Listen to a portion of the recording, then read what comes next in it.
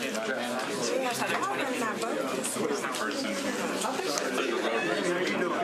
to call this Public Works Committee meeting to order. We've got a couple items that may get some discussion, so I want to go ahead and get started. So I detect the quorum. We're going to start with ordinance 1280 by Councilman Hastings. It's on public hearing. I don't see him in the room. He was next. He's present. Is Acosta Hastings out there? Good feeling.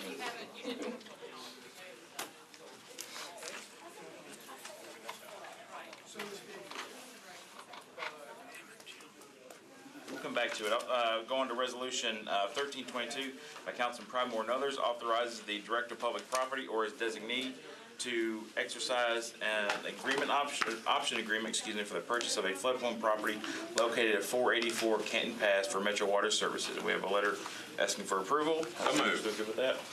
All right. Motion and a second. Any discussion? All those in favor? Aye. We recommend approval. Resolution 1323 by Councilman O'Connell and others approves Amendment 1 to the parking agreement between Metro and Traffic Parking Commission and 511 Union Nashville LLC for the use of up to 100 parking spaces for a fee in a library parking garage. Councilman O'Connell. Move approval. Second. Is there any discussion? Did John Cooper have a question about this? Was he trying to find information? Yes, and I gave it to him And he last got it? night. Yes. Okay, so he's good. Okay, all right. Could you recap the information? I think I understand the discussion by watching Right. Channel 3. This just extends a current agreement for 3 years and 3 more months. Right. And this gives them a better chance to match the parking spaces with the new leasing agreements that they're working on. And then his question was, who was the beneficiary for that? They have not signed an official lease agreement with anyone yet, but the company that vacated the space was Phillips. Okay. Thank you. Any further discussion? All those in favor? Aye. We recommend approval. All right, let's go back to ordinance 1280 by Councilman Hastings. Approves the plans for a non-hazardous liquid waste processing facility to be located at 2832 Whites Creek Pike, Nashville. Councilman Hastings. Yes, sir. We're looking to approve this on second reading. There have been concerns. I'm sure you all have received some emails and all of that stuff from people, which we all received.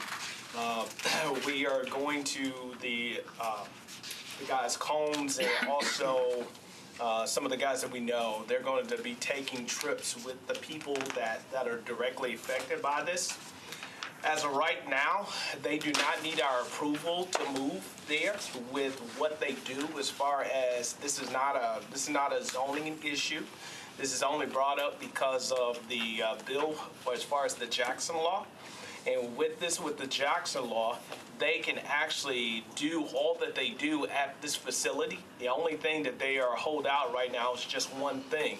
And that one thing is the separation of grease that they do at some of their other facilities. But this facility is right now already properly zoned for what they're trying to do, which is their regular rate of business. And they can go there without our approval. Because this is a part of the state, some state issues, and I'm sure we'll have some other things that are coming back from the state as well on this. This is the first Jackson Law piece of legislation that we have dealt with since we passed the bill. But there have been several meetings that have happened.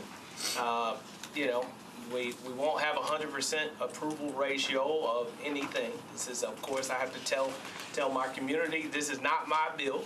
I'm just the guy that you elected to represent you on behalf of the government. So that's what we are. But we are moving today to pass this on second reading. And in between time, looking at bringing this back in September, on September 4th, for the process of this. During that time, there will be discussion that will be going on with the direct community to where this development is moving into. And that's basically it. But I ask for your support.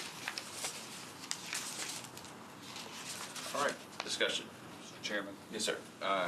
because this has come up anytime, basically we've done this, I guess I would ask Public Works maybe for how this plays into our solid waste planning process. Because this is grease and it never does get landfill, it doesn't really play directly into it. This, would you, I mean, I guess for some clarification, by follow-up on that, is the solid waste planning process looking only at a landfill standpoint, or is it looking at the entirety of our waste stream? It's looking at the entirety, yeah. Okay. So to that end, is it anything to comment on this type of waste?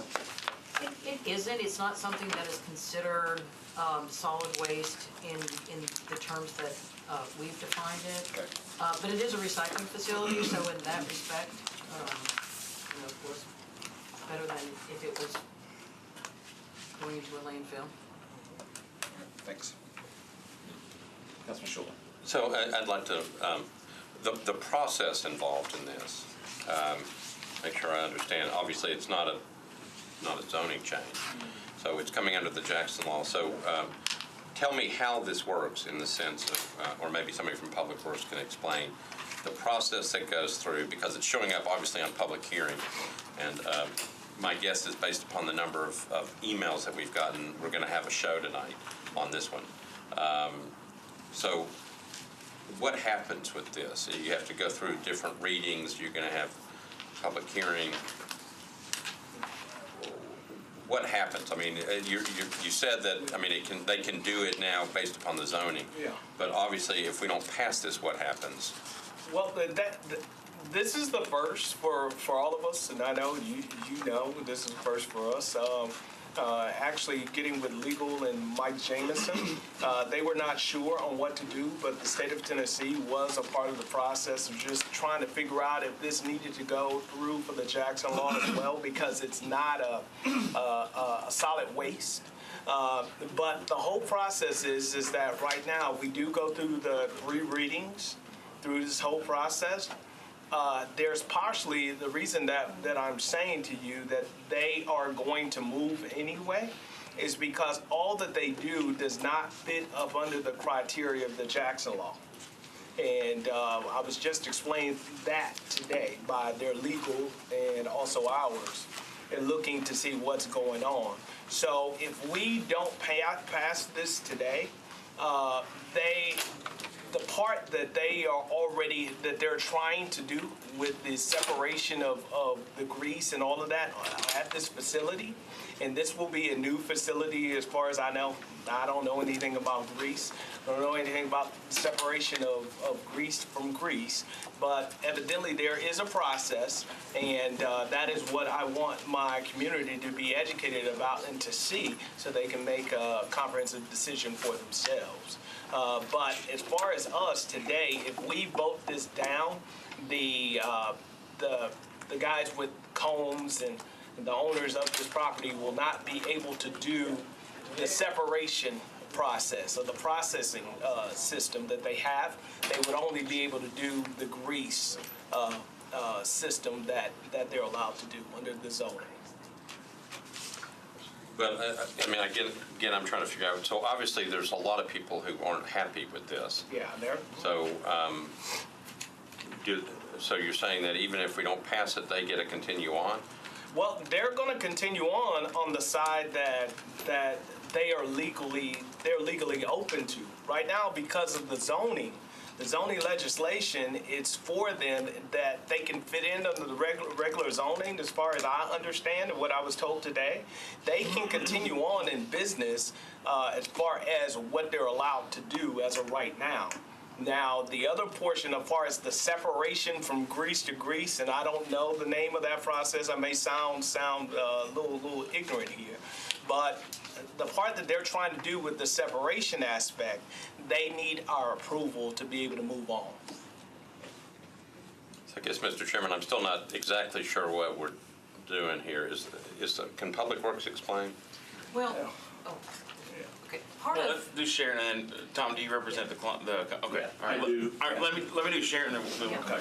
So grease actually doesn't kind of fall under normal solid waste, so I'm right with Councilman here, I don't Yeah. completely understand it. But TDEC field office sent this application to us some time ago saying it would have to fall under the Jackson Law. So whatever part of the operation, it appears to me that there is maybe two different types of operation they can do, and one of those, the processing part, falls under the Jackson law. It's considered a solid waste processing facility. TDEC is considering it a solid waste processing facility because of the type of permit that they apply for. We've tossed this around. Tom White and I also discussed, it's a little confusing for us because it's grease and it's not, like construction and demolition waste or anything, but the process would be, it goes before first reading, then there's a public comment period, which is tonight, and then if that passes, then there's a third reading. So what I'm gathering from the council person, and you can correct me if I'm wrong, is some of the operation they can do no matter what, and some of it, the actual processing part, they would not be able to move. Is that correct, Tom? That's correct. May I address that? Yes, sir. Now, I've also sent a text to Mike to ask him to come down as well. Yes. Basically, Tom White, I represent the applicant in this case. It's a recycling facility currently located in Councilman Hastings' district. It's 30 years old, it's grandfathered in, and virtually all the operation is outside, which is allowed. Under the current TDEC approval process, these facilities are mandatorily inside, odor-free. Every bit of the operation has to be inside. When the client came forward and looked at this proposal, I spoke to Joe Sanders, who is the in-house counsel with TDOT, has been for decades. We reviewed all of the requirements, and it's clear that of the operations that the client currently does for recycling, the grease recycling is not subject to the Jackson law. Everybody has agreed on it. So they could move that to the new facility whether the council approved it or not. But they also take in oil, and the oil is deemed to be processed. So when the client came to us and talked about it, we said, you don't have to go to the council for the Jackson law. That's been confirmed. We discussed this with Public Works. Wasn't an issue. But they had the second component of oil. And so we advised them, simplest thing to do is just put the whole thing in front of the council at one time, period. And so since that time, we've had a number of neighborhood meetings. Issues have arisen about what we can or can't do. But it's not a zoning issue. The property in question is zoned IWD, it's industrial. The operation is perfectly zoned appropriately. The question is the Jackson law. And the Jackson law basically bottoms out on this in this case. The client has got 3 other facilities around the state. They're all indoors. They're all state-of-the-art, Chattanooga, Knoxville, and Memphis. And what the client has decided they want to do is they want to get the approval of the council on the Jackson law for the entire operation. If in fact that's an issue here, they're going to build the new plant, move the grease processing facility over there, and they'll see what they need to do ultimately about the oil. But at the end of the day, the Jackson law is hardly the most lucid piece of legislation any of us have seen. And frankly, the council's enactment of it may not be the most lucid. But at the end of the day, we felt the safest thing to do was to bring it to the Metro Council on the basis that I've just mentioned to you. But again, I want to be very clear. I don't know of anybody who's disagreed. The grease recycling component doesn't and is not subject to the Jackson law. They can move that.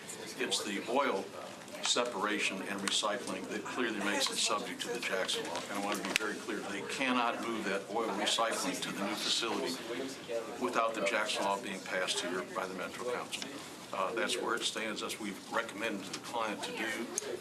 We've met with Sharon Smith on a number of occasions, explained the operation to her, but it goes from an antiquated, grandfathered site that's been there for 30 years that's outside to an indoor facility mandated by TDEC. The current operation has about 100 trucks a day that run through 30 residential streets to get to it. The new site is off Briley Parkway. Every truck comes on and off of Briley Parkway. It doesn't go through any neighborhoods. That's the operation in a nutshell. But again, even though the client could move the grease without council approval, we've suggested lay it all on the table. Had no idea it would turn out to be much of a barnstorm. I don't think the councilman did either.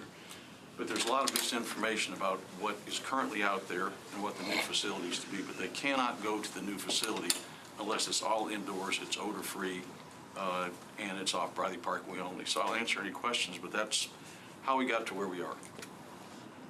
You had your hand up next. Thank you, Chair. I think because of, thank you for the explanation, because of the new system we adopted under the Jackson law. So that's why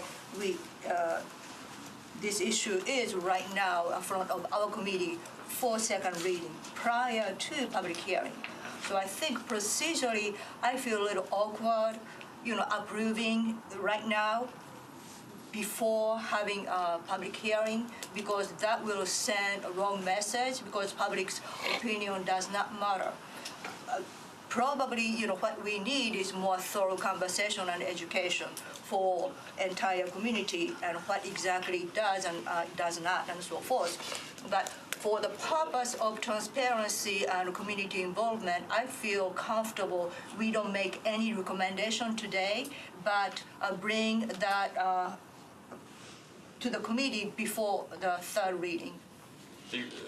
So Talking after, about like a deferral of second reading until after at least the public hearing. no, I have no problem, the council member moving as a second reading without our recommendation, but I think procedurally as a committee, we should have recommendation prior to the third reading. So if we can ask clerk to not to take any recommendation from this committee today, but refer a third reading. Mr. Chairman, we don't have any problem with that. Basically, the public hearing's notice, it has to be tonight. The idiosyncrasy about the Jackson law is that third and final reading has to be within 30 days of the public hearing. Right. This is August 7th, so it either the council meeting one from now or the next one, which is September 4th. By that time, it has to be voted on one way or the other. There's plenty of time for this committee, and that's absolutely no problem with my client. So, to be clear, make no recommendation at all, take no action today in this committee. We pass it, have the public hearing, pass it on a second reading on the council chamber, and then re-refer it back to Public Works on third reading. And if the agenda's correct, and I believe it is, that we're the only committee that it's referred to, so there has to be some committee that has to take an action on it, and we're basically the committee of jurisdiction for Jackson law bills that have, so I think that's probably a good idea. Is there anybody that wants to make a motion on, I guess I'll make a motion that we take no action, but that we re-refer it to the Public Works Committee for third reading. Is there a second? Any discussion? All those in favor? Aye. We take no action except to re-refer it to third reading. All right. All right. Thank you all.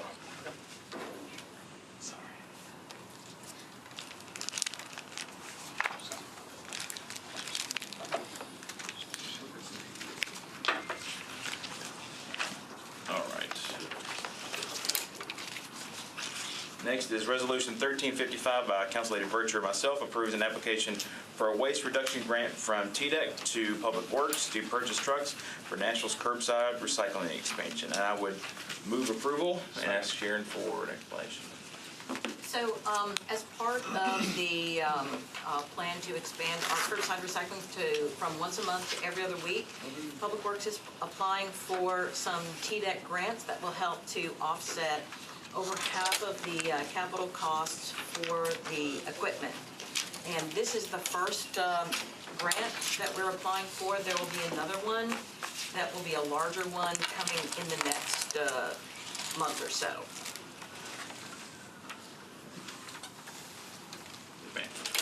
So it offsets the capital costs Part of related it, yeah. to the bins, but can you speak to the cost from just from an operational standpoint, from moving to twice a month? Yeah, so there are no grants that would offset the operational cost. We estimate the operational cost to be about $1 million more a year. The first year, it will be significantly less because we'll start the program partway through the year. The good thing is, and part of the hope is that the more tonnage that's diverted, we'll be saving on our disposal cost anywhere from $200,000 to $500,000 or $600,000, depending on how much more material we can divert. We worked with the mayor's office, with Bloomberg, and with a nonprofit organization called the Recycling Partnership. who will also be making a $500,000 donation to Metro as part of the capital, offsetting capital costs. In addition, they have committed about $150,000 of technical support and helping us to conduct an education and outreach campaign associated with rolling out every other week. So from a capital cost standpoint, I mean, I know in my family, we have one trash bin and we have 2 recycle bins. Yeah. And we recycle once a month, and I mean, we're kind of getting on the edge of maxing it out every month, but it's doable with 2. The capital cost is your assumption that a typical household now will need 2 recycling, but you're doing it more often, so. It's for trucks. It's just for, It's just for the trucks, not carts. okay.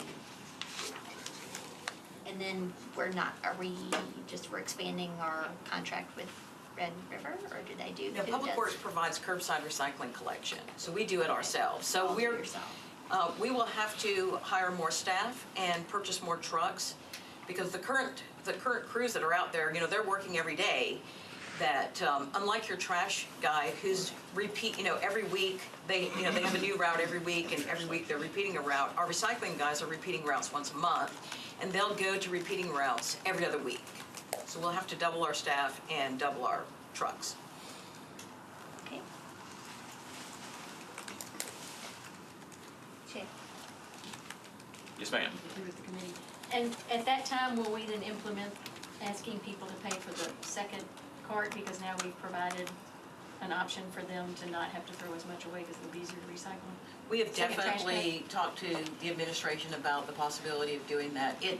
It makes it a more realistic possibility when people have more frequent collection, because ultimately our goal is to get people to not put recyclables in the trash, and over 70% or so of what we're throwing out, well, I'm now putting composting in there, so I'll take that out, but probably about 60% of what we're throwing out could go on our recycling carts. And so if we can get more people doing that, you can see how the cost for disposal, landfill disposal, which is going to be going up over the future, will help offset part of the recycling collection cost.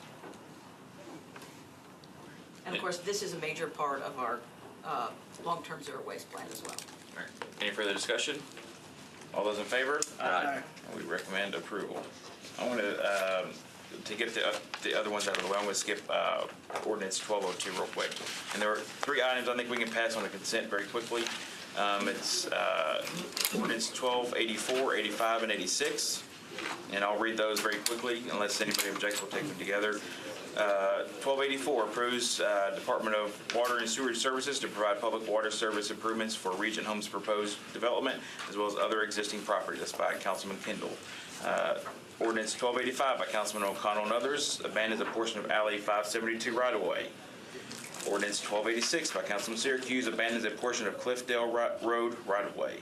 And unless there's objection, we'll Move them all. All right. Second. Any discussion? All those in favor? Aye. Mr. Chairman, Yes, sir.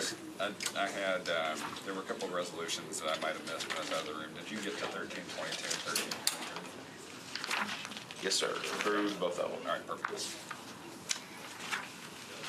All right, we will go now to ordinance 1202 by myself, second substitute, 1202, amends the Metro Code of Laws to regulate operators of systems of shared urban mobility devices such as bicycles and scooters, and to establish a permitting system for the same. And so before you, we have adopted the second substitute. Before you, I would ask at least 2 amendments, or I guess, I don't know how that happened. I've got a late filed amendment to Amendment A, but Amendment A is basically an omnibus fix-it amendment. It has several different changes. None of them are meant to be substantive. I can go through them in detail. If needed, I'll just point out a few of them. It redefines, it changes the definition of business district to match that which is in state statute, but the practical effect is that long and short of it, a business district's going to mean what you think a business district means, for all intents and purposes. In the written plan that a company has to, when they apply, has to have a plan to provide equitable service that's defined later in the ordinance. The ordinance also requires that Scooters have front and rear lights and reflector to match the requirements for a bicycle. If Mike, if I'm messing this up, or feel free to let me know. And so these, if a SUMD is on a sidewalk, a scooter or bicycle, which they are not allowed on a business district, there has to be an audible signal to the pedestrian. The $25 fine that's currently in the ordinance is also in addition to any other state or metro violations. There were several changes from ITS on the extensive data sharing that Metro would get from the companies. I won't go through that because I don't understand it.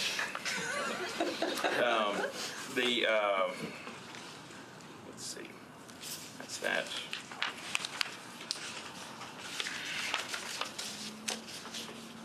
And when a company increases under the caps or in any other kind of instance, there was already a requirement that the operator had to, there's a 2-week notice that the company has to Metro or to the TLC. There's already a requirement in the statute that they have to have fulfilled the requirements of the ordinance and have a number of violations that are below a threshold that the TLC will set. There's also added a requirement that they can only increase their fleet if they are being utilized according to the average utilization threshold. Now, the bill sets a utilization threshold of 3 rides per day for scooters, 2 rides per day on average for an e-bike, and 1 for a traditional bike. The TLC is, and it's clarified in this amendment that the TLC can change that. The one that's in the ordinance is essentially temporary unless the TLC changes it. And then lastly, it moves up the study a year that the TLC will conduct on determining if the fees that are in the ordinance generate enough revenue to cover the cost of the ordinance and the other things that are in the study that impact SUMDs and any recommended changes. So I would move the amendment, and it's not there. So I've basically discussed the substantive parts of the amendment, and there's not in any way meant to be any substantive changes in the ordinance. So I would move the amendment. Second. Amendment A. Yes, ma'am. Amendment A, excuse me. Mike, I've got a late filed amendment. May I consider it here, or do I have to wait to the floor? It's your option. Oh, you can consider it in the committee. Okay. All right. I have a late filed amendment that essentially does one thing. It changes that's in the substitute now. Right now in this amendment, it has written that a scooter would be limited to 15 miles per hour. For e-bikes, we have for electric bikes, the top speed is 20 miles an hour. So the amendment to Amendment A would change it back to 20 miles an hour to fit with electric bikes, so that I think Bird tops out at 15, is that right? That's right. And Lime is 18, I think, that's right. 16, 17. 16, okay. Somewhere around there. And for those in the viewing audience, those are the 2 companies that have dealt with the most, although, we're not necessarily passing it for them or for them. I just wanted, my intent is to make it consistent with the e-bike. So I would move that amendment, although I think there will be discussion on it, and that's fine. So I would move the amendment. Second. Is there any discussion? I guess I gotta ask, so this is just for a consistency effect? Yes, just consistency with e-bikes and scooters. I know, of course, throughout this, and I think it's part of the largest discussion on the ordinance about, operating on sidewalks. However, they're meant to, and it's a violation. They're meant to operate on the streets. It's a violation to operate them on sidewalks inside a business district. So if they're going to be operating on streets, I think it makes sense that they have the same speed considerations and limitations as an electric bike. I'm gonna have to be a no on this. I think the more we can keep this speed to 15, the better, even if we're inconsistent. In fact, I would rather see the e-bikes drop to 15 personally. Is that e-bike, that's from state law, is that right, for the 20 miles an hour? Okay. All right, any discussion? Yes, ma'am. And I think I had a bill Yes. as well, going back to the 15 miles per hour, just because outside the business districts, they are going to be on sidewalks, and there may be people on those sidewalks, and statistics are better for a run-in at 15 miles an hour than they are at 20 miles per hour, so it just seems like a way to ensure that in the occasions when they're more likely to be on sidewalks than bikes are, I think. Also, 15 miles per hour is consistent with NACTO guidelines, so this is one of those points where if we apply this amendment, we will actually drift further away than closer to NACTO. I think the threshold is so small that regardless, I think we're staying within the guidelines of essentially both. And, We're demonstrably not, and Well- that's kind of the point. I mean, we might be staying within a reasonable guidelines, we would not be staying within NACTO guidelines, and statistics on pedestrian collisions are, I mean, again, that threshold actually changes outcomes. So, I mean, it might seem small in terms of 15 to 20, but the impact on pedestrians is actually measurable. so the current amendment has 15, Yes, and ma'am. then This would be increasing it to the 20. one you want to introduce as a late file has, They would increase it to 20. And I apologize, And that point was- of order, you're amending your amendment? Yes, ma'am. Okay, amendment, so we're Just substitute. discussing the amendment to amend Amendment A. And so, and I'll try to make, basically, if you want to keep it at 15, vote no on my amendment. okay. If you want to increase it to 20, vote yes. A quick question, Mr. Chairman. Would the industry is fine with 15? It was sounding like you were at 15 and 16. Yeah, I mean, I defer to Sam, other Sam. We pulled, we dial ours down to 15. Okay. So you would be okay with 15? Ours are right around there, I mean, 16, 17. It really is very much weight dependent upon the size of the user, dependent upon the hill, dependent upon whatever it may be. And so it very much is, it's all right around the same area in terms of actual horsepower in the scooter itself, but it just shifts slightly based on circumstances. You all are fine with the national standard. Yes, generally. Sorry. We weren't necessarily consulted when NACTO put together those standards. Surprising, they actually didn't consult the industry at all, and so it was very odd. It'd be interesting to see them on the backside of that.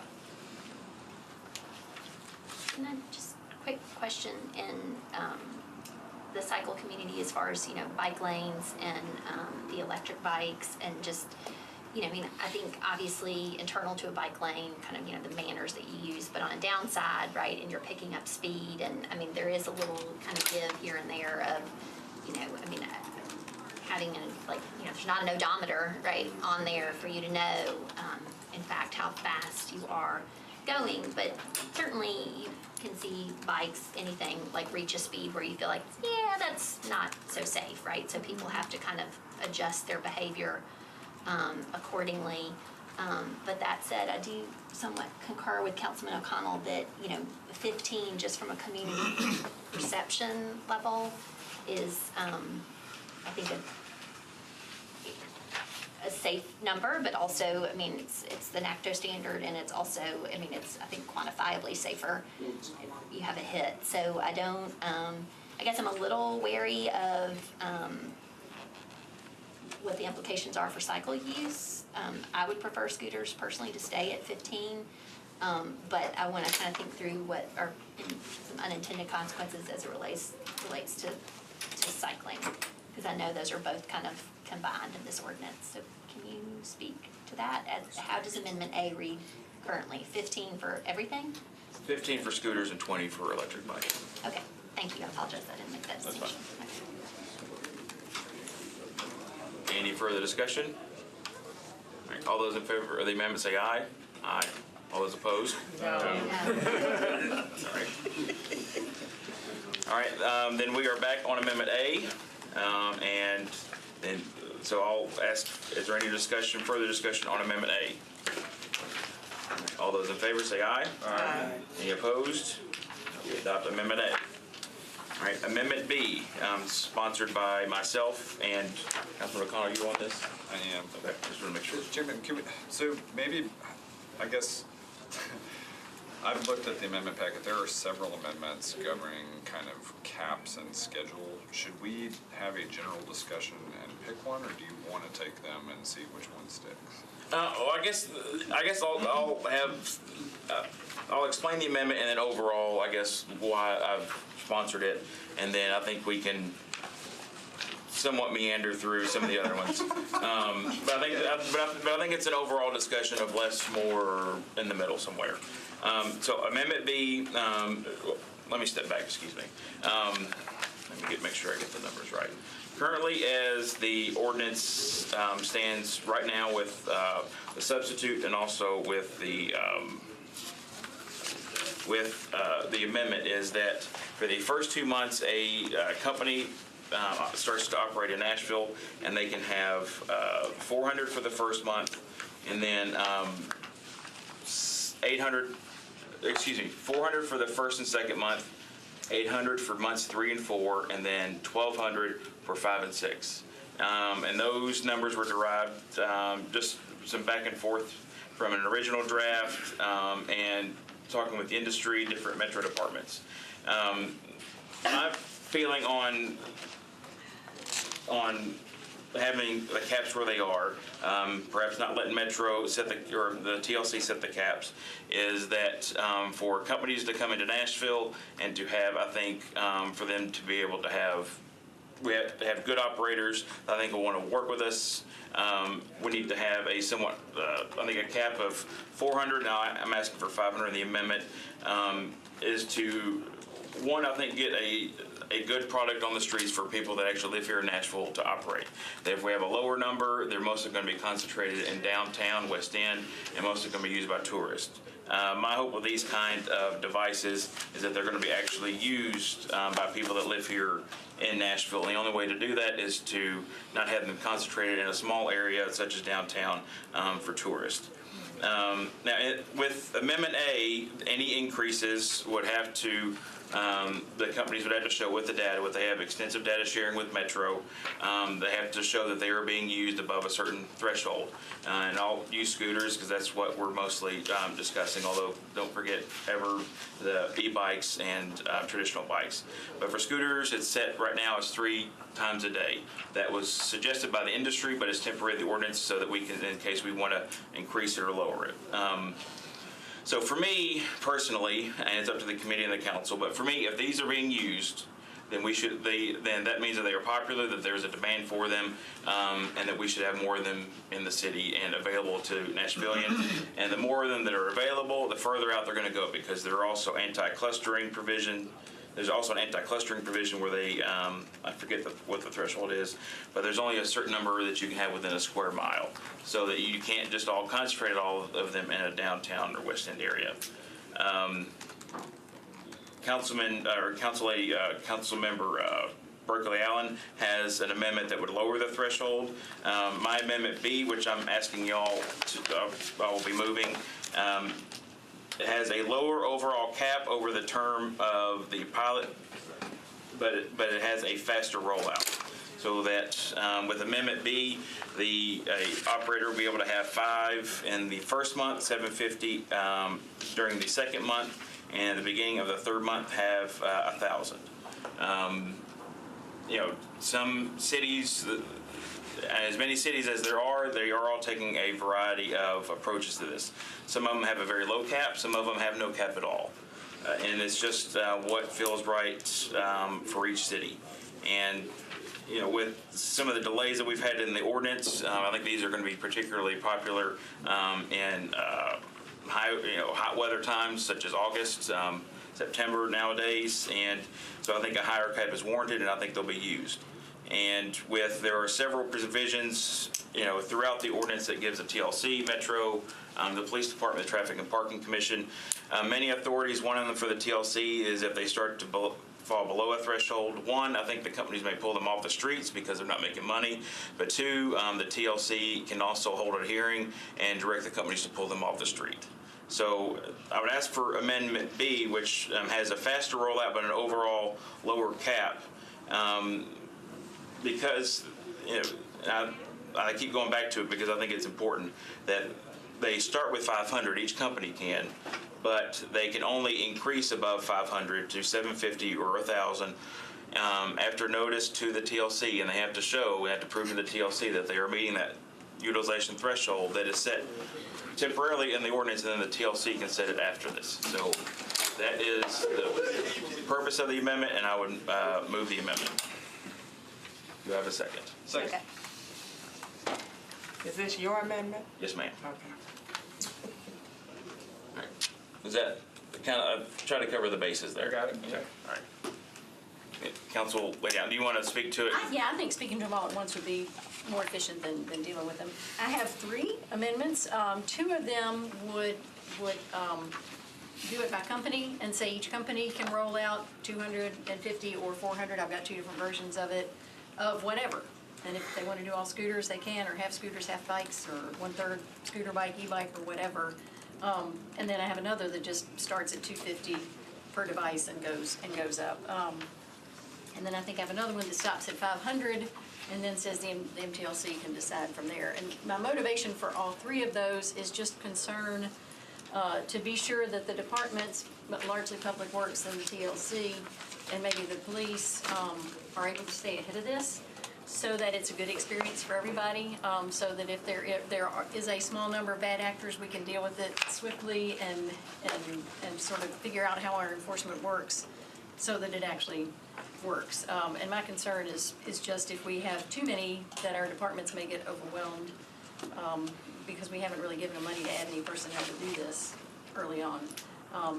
The flip side of that is if the companies are responsible for meeting whatever MTLC's threshold is, they're highly motivated to make sure that everybody has a good experience, and maybe they can keep up with it. Maybe they can be sure that, you know, on day one, if a whole bunch of these end up parked across the sidewalk, you know, that it's blocking ADA issues as well as just getting where you need to go, that they've come up with a cool way to make sure their users can deal with it quickly.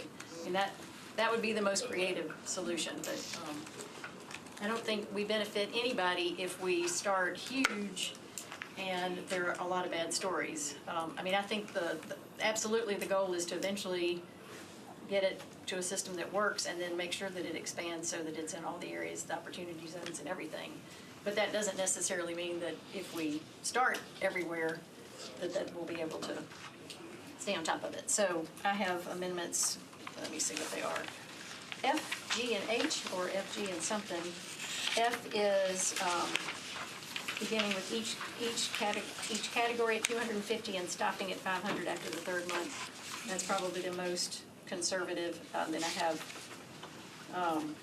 Amendment G is 250 and then 1,000, and then I have one more, which is Amendment H, which is 400 and 800. It's a smorgasbord here, and I think it's 6.3. How did you arrive at those numbers, Bertha? Well, you can look at some other cities and see what theirs are. I mean, there's some great information that Seattle, I think it was, put together. A lot of cities start with 100 and go up 20 at a time. Boulder does that. Chicago started at 350 and went up 350 at a time. San Francisco started at 250 and went up 250 and stopped right there. And St. Louis, 750 and 350. So there's kind of a whole range, going anywhere from starting with 100 and going up 20 at a time to starting with 1,500. Do they have a similar size population? Yeah, those are all peer cities: Austin, Charlotte, Minneapolis, Palo Alto, Philadelphia, well, San Francisco's larger, and then Seattle. So just looking at what our peer cities are doing and trying to figure out. They're farther along in different pilots. Charlotte's in a year-long pilot, and they just stopped. And I was in Charlotte in June, and you saw them. They were certainly being used. There were at least 2 companies there. Every time I saw 2 scooters, there was one from each company, went side by side with each other. So it seemed to be working there, and they started with a small number. Question. As far as peer city, what about the size of a geographic size? Because we metro is rather, large, 525 square miles, so we are kind of larger city, maybe population-wise, probably similar, but, kind of spread. Right. So Although it's my not guess really, is- apple to apple. I'm guessing that every one of these companies does it in a density-based area, and that they stay small until they've got the numbers to spread out into the other areas. I don't have that data as part of this study. Excuse me, Kimberly. So does Public Works, the police, and/or the industry, all 3 perspectives, do they have a preference between your amendment or the chairman?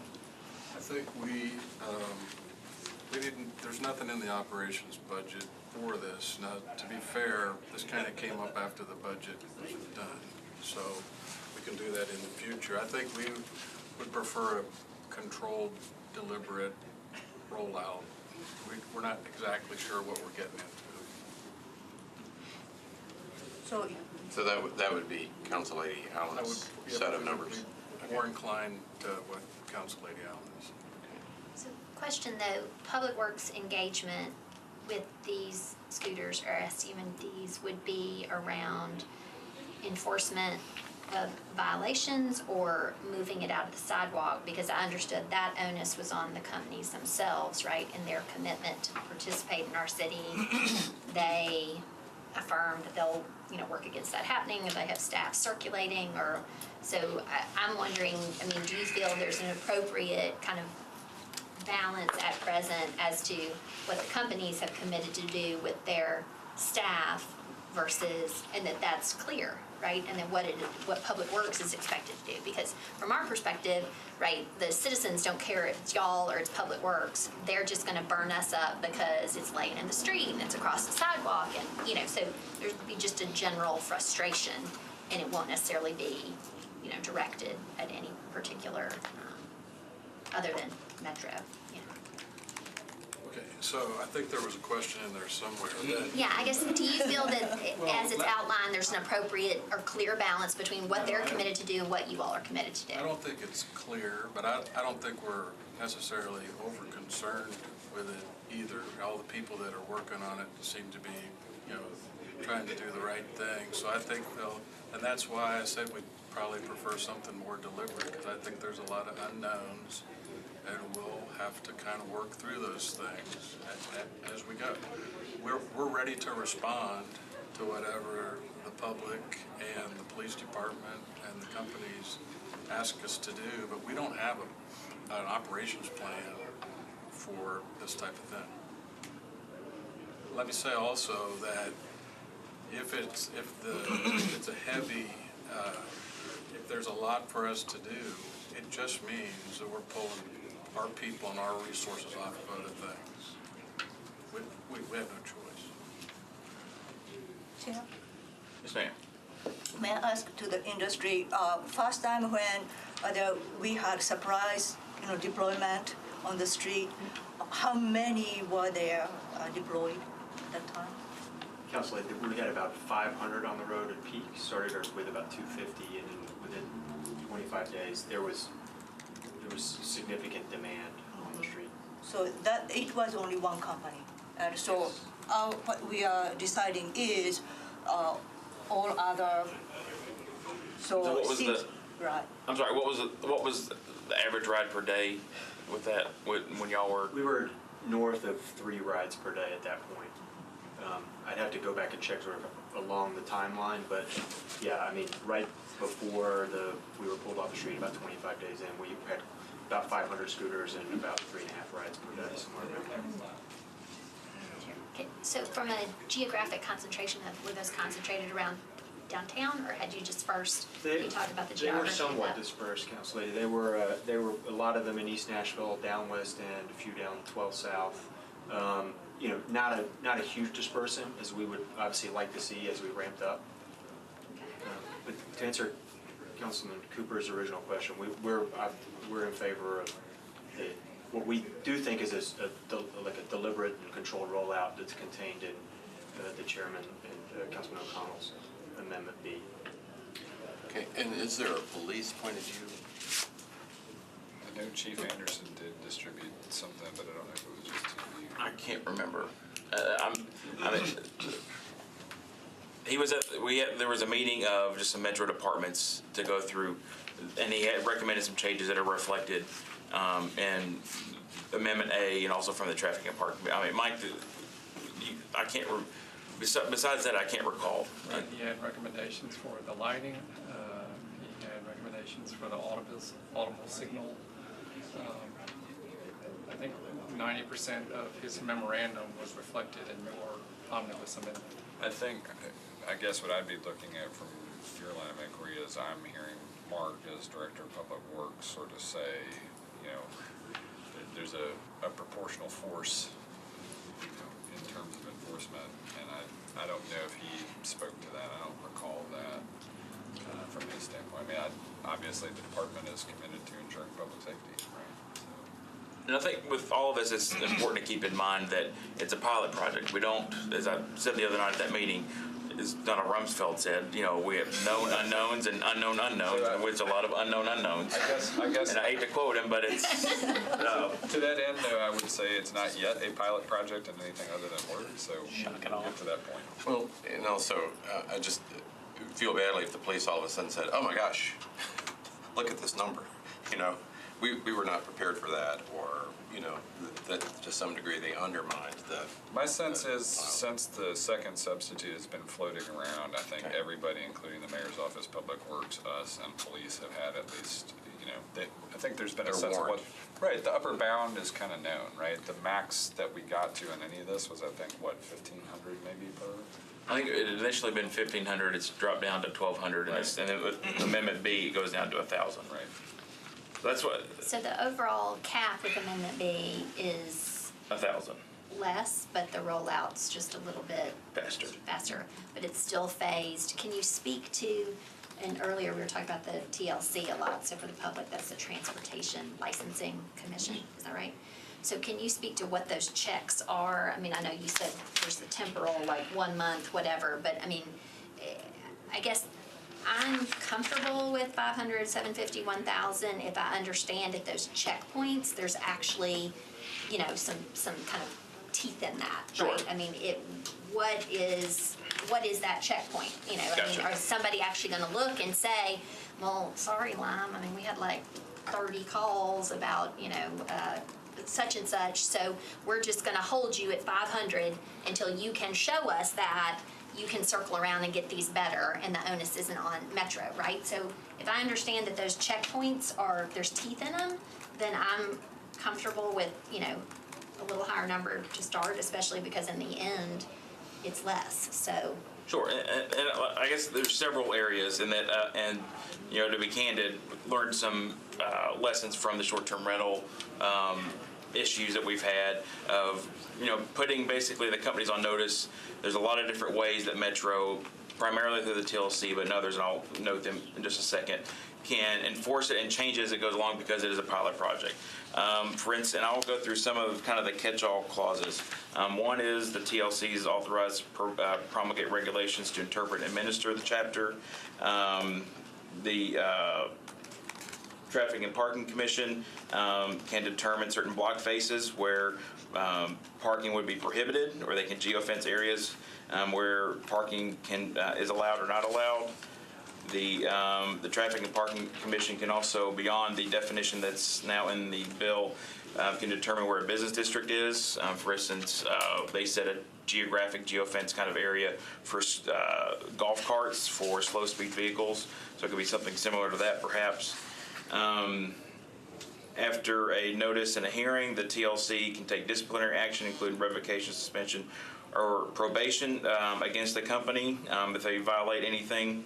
And they're authorized, also the staff is authorized to take any temporary action. Metro government, and as clarified in the amendment, the police department set procedures and protocols in the event of extreme weather, emergencies, and special or large events. For instance, I used the example at Traffic and Parking Commission. The Metro Police wanted the ability to say no parking here on certain days. If they have like a parade, or I use the example of a Titans game, like no parking east of the Cumberland, on these Sunday mornings. A very catch-all provision is the TLC, the Traffic, and with the amendment, the Traffic and Parking Commission and each of their staffs has the power and are authorized to do all acts and things necessary or convenient to implement this ordinance, compel compliance with the ordinance, or to promote and protect public safety, and to ensure the right-of-way is not impeded. As Council Lady Allen mentioned earlier, anytime a company wants to increase, under whichever amendment or version that you want to that you're looking at, they have to prove that there's a certain threshold of violations that they are not above, and that threshold is set by the TLC. There's also the utilization threshold. They have to, those that are on the streets, they have to operate, or they have to be ridden so many times a day. It is sent temporarily in the ordinance, and the TLC can have a hearing and change that if they want to. They can increase it or lower it. Those, and through all of that, is going to be I think important is the immense amount of data that is being shared that is coming from the companies. I think some of it in real time even. I think the ITS has to get set up, but it's coming from the companies that they have to share. It's not just that they want to, but they have to operate in Nashville. They have to share the data so that we know, when they're operating, where they're operating, how popular they are, how much they're being ridden, how far, and those kinds of things. So I think there's probably about several dozen ways you can have checks and balances in there because it is a pilot project. And let me back up, I guess, for the, let's see if I can find it.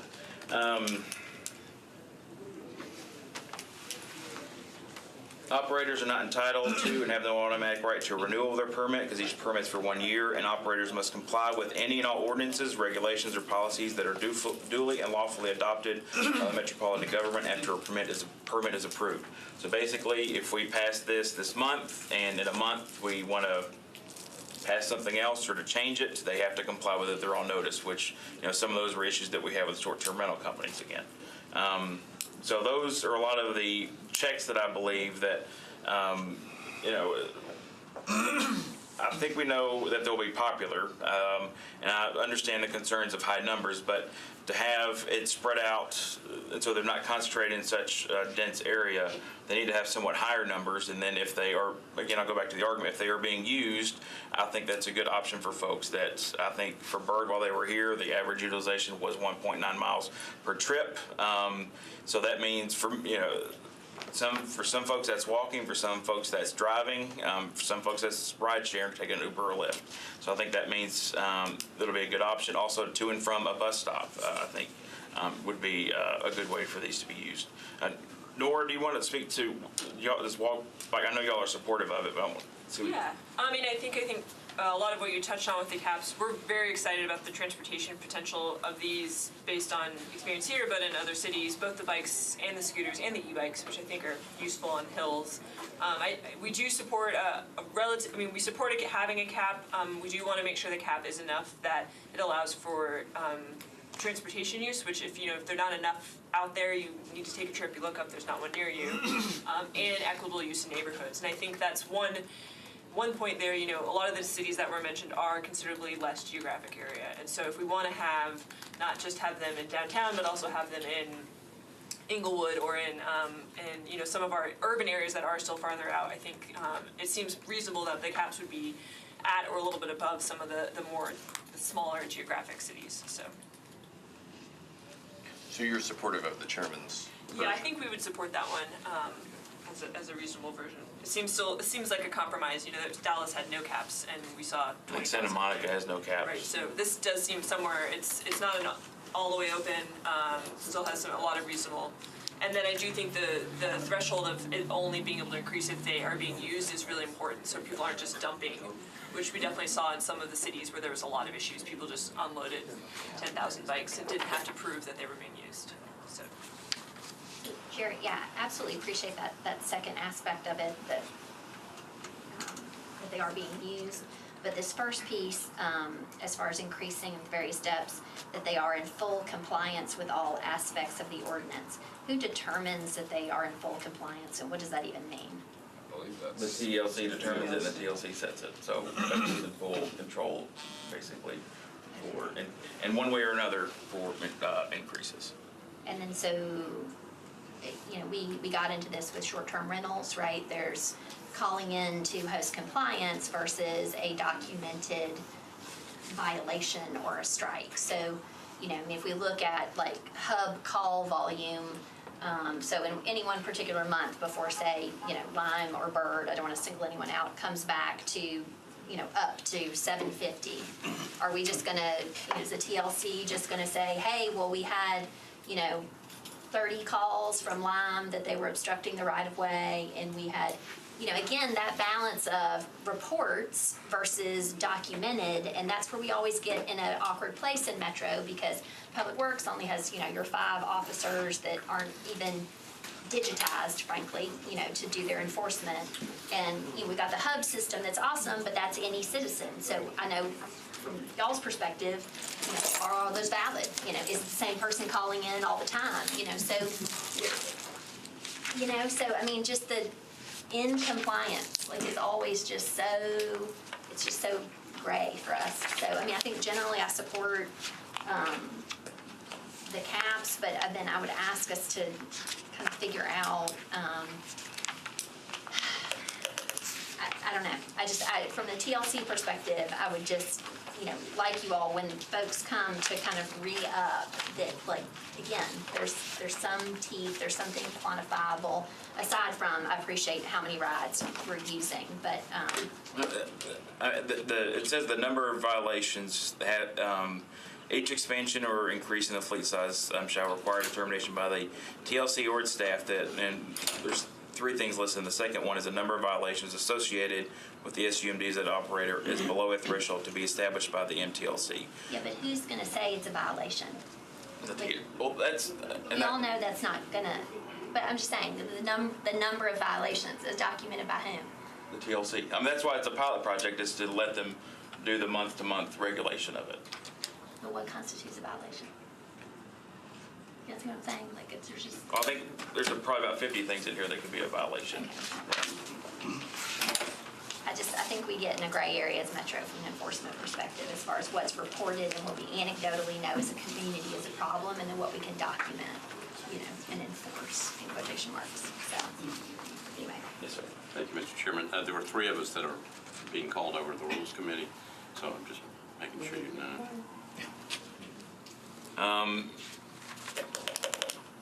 Before I leave, I think the amendment, the rollout, the cap, is a reasonable way for us to roll out because lots of anticipation and, we have enough kind of known, unknown based on the ordinance. So I think it's a very reasonable rollout amendment for So the I would amendment. point out, Amendment I to that effect just actually ties the same caps with schedule to actual usage rates. So it's not just, hey, are we meeting this and therefore we're deploying on the basis of actual usage. So just something else to consider. So Councilman O'Connell, your amendment then isolates just it solely to be usage? I would say that Amendment I removes the ability for the TLC to change the utilization threshold. It would be rigid under Amendment I. So, and that's fine, I can leave it at, I'm a co-sponsor of Amendment B. I mean, I think the intention of both of them are the same. I think the only difference would be that the TLC can't set it under I, but they can under Amendment B. Mr. Chairman, Yes, sir. real quick on behalf of Lime, thank you guys for the debate. The the big bill and the A amendment and B has been the subject of a lot of negotiation and a lot of back and forth. But the idea was, strangely coming from me, to give Mr. Fields and his commission an enormous amount of power and an enormous amount of discretion. Because when you write it in black and white, then it takes away their ability to actually regulate these things in real time. And because it was a pilot program, because it was we're going to go a year, then we're going to come back and do this again, we felt like they were in a better position. It's a very hot commission. If you've ever been in front of their commission, I'm not necessarily looking forward to spending an enormous amount of time down there, but I think I'm probably going to be. And so they're very, very engaged group of folks. They were engaged when we went through this last week, and they'll be engaged through this going forward. And so the idea was, at least during the pilot program, give them a lot of rein, see how it works, and then if there needs to be legislation because we disagree with what they've done or because we don't like it and we can convince y'all to rein them in, then we would do that as on the backside of the pilot. That's how we ended up with this sort of balance between legislation and the regulatory authority over there in the commission. Thank you. I know y'all are late. I just want to add, very similar in Seattle. They have a program where we had to go back at each increment point. It was from 1,000 to 2,000 to 3,000 to 4,000 per company. It's a much higher threshold, obviously, but it actually worked out very well. And the responsible operators were granted the authority to increase, while some operators said, "Hold on, get a hold of your operation, and then you can increase." So we found this actually to be a very equitable and useful situation. Just to note, the Seattle program was just for dockless bikes, not for scooters. I mean, my intention with this is to set a threshold with 500, and it's to encourage good actors with a carrot and a stick, where you've got the carrot where you'll get more an increase in your caps, but there's a stick where the TLC can shut you down, decrease your numbers or whatever, but you have to work with Metro basically every step of the way. That Metro, the TLC can take a lot more active, will have to take a lot more active role, and at some points it forces them to, by looking at the data, to increase the caps. I don't want to cut off any discussion, but also I know we have at least a rules committee meeting to go to. This is in 2 other committees that I think one met 15 minutes ago. Any further discussion on Amendment B? All those in favor of Amendment B, say aye. Aye. Any opposed? All right, Amendment B is adopted. Mr. Chairman, do we, I guess, I'm happy to withdraw Amendment I, which will, for consideration.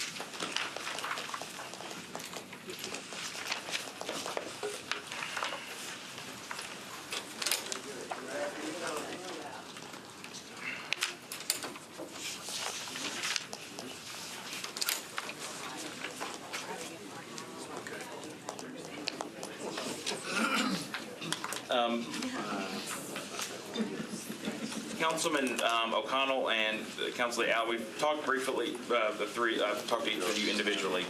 And Mike helped me help us with time, but also I want to make sure that these amendments get their due consideration for the full council. Do we need to take some kind of action on all of them so they can be considered on the floor? Okay. Doesn't have to vote on the amendments. Okay, all right. So then those are the 2 amendments that I had. Let me start with committee members. Councilman O'Connell, is there an amendment that you would like, you and I talked earlier, but I want to make sure, is there an amendment that you would like to get on the ordinance? I do intend to move Amendment J, Amendment K, L, and then I have a late filed amendment that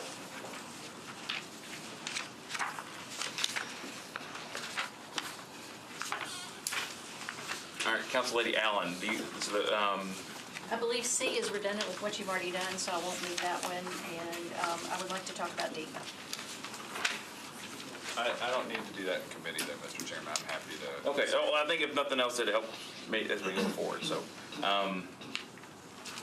D is about motorized Sundays on greenways, and E is about after dark, and I will be moving those on the floor for the purpose of discussion. Okay, And then F and G I think we've already discussed, so I will not move those. okay. H. If it's all right, and this, I'm not trying to kill a discussion, I promise you, this is in public safety and traffic and parking committees at the same time right now. Do you want to talk about them here, or do you want to just discuss them on the floor?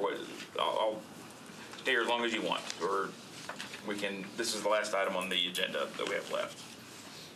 Mr. Jameson, you have any? The amendments can be offered on the floor, although they weren't brought before the committee, so you have that option. Mr. Chairman, I'm perfectly content to do that with my amendments. Okay. Does anybody, if anybody's looked at the amendment pack that wants to talk about any amendment right now? If anybody does want to discuss any of my amendments here, I'm happy to do that, but I'm also perfectly content to do that. So are you suggesting, Chair Alcott, that we're just gonna discuss on the floor whether or not scooters should be operated after dark, whether or not scooters should be operated on greenways, whether or not, like, do you think all our colleagues are gonna wanna get into the minutia of that? I think they'll get into it no matter what. I think we'll discuss, I'm happy to do it here, but I need to get into other committees with the ordinance. Councilman O'Connell's vice chair, y'all are welcome to, I guess, talk about it here with him if you want. I'm supposed to be in other committees myself. I am happy to stick around. I said we're going to talk about it on the floor is that all these amendments have to be talked about on the floor for them to go on the ordinance. So I think the meat of it is the caps is the most contentious issue on the ordinance. I think we've had a lengthy discussion on that one. So unless anybody has an objection, we'll stand adjourned. Sorry.